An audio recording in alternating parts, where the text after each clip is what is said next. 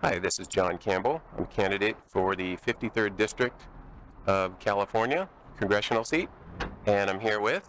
Bryan Kim of the Moederate Majority. Hi, Brian.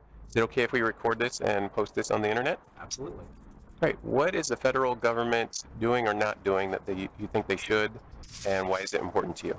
I think the biggest thing that the federal government is not doing that they should be is passing legislation to reform the process, to reform the campaign finance process. I think that one of the biggest problems that we've seen over the last 3 years, and it's especially clear one of the biggest things that we've seen over the last 4 years is the massive explosion in big special interest money coming in from the outside. It's bad for a couple of reasons. Number one, it has our politicians chasing large campaign donations that they need to fund their campaign instead of actively working on the issues that matter to their constituents. Number two, it creates a professional political elite in which our Congress people spend about half their time in Washington, D.C. passing legislation and the other half of the time traveling the country, courting donors, courting super PACs, and courting the kind of people who can get them influence to give them a better chance, give them a better chance of getting elected, not because they have better policies, but because they are heard more. I think that one of the biggest reasons why we need an independent middle movement is because at this point both of our parties are bought and paid for by the same lobbies. It's the reason why Democrats and Republicans can't compromise on gun control or abortion, but they can compromise on giving multi-billion-dollar bailouts to the banks.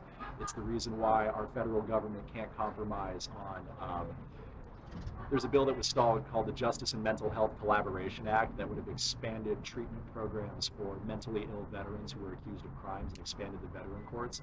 That was stalled in the Senate by 2 Republican senators. So it's very telling that they cannot compromise on taking care of our veterans, but they can compromise on repealing the regulations that prevent commercial banks from also becoming investment banks. I think if you follow the money in Congress, it becomes really, really clear who they're working for and who they're not. And I think that one of the biggest things that we as a country need is an independent political movement that is actively based on the refusal of big money. Yeah, and actually, as I mentioned, I'm actually limiting individual cash contributions to $200. And it is interesting as I go through this process to see how fundraising impacts things. And I am solidifying and developing some opinions as I go along, and I definitely plan on sharing those, but there is definitely a significant amount of influence out there that doesn't necessarily match the public opinion. Yeah, no, and I'd absolutely agree with you. They just did a recent, a study just came out about 2 or 3 weeks ago where they studied the correlation of the probability of a law passing based on based on which income percentile it's supported by.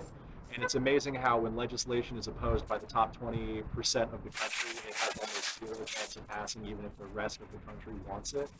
And how the support of the wealthiest 10% of the country gives bills an astronomically higher chance of getting through the highest channels of government. Watched a Scottish politician on television a couple of weeks ago who pointed out that 23 of the 29 people who run the UK's treasury are millionaires. And he asked, how are these people going to care about unemployment when they've never had to worry about where they're going to find a job? How are these people supposed to care about the dole when they don't know anyone on it and it doesn't affect them? How are they supposed to care about public transit when they take private limos everywhere? And the simple answer is they can't. It's going to take average people on the ground demanding better on all levels and working together in their interest, not in the interest of big lobbies and big special interest money that's going to fix the country. I hear you. It's an important topic, and I plan on finding out more, spreading more information about what I find, and hopefully I can get a significant amount of support from the average voter that can relay their concerns, and we can make some changes. Absolutely. All right. Thanks, Brian.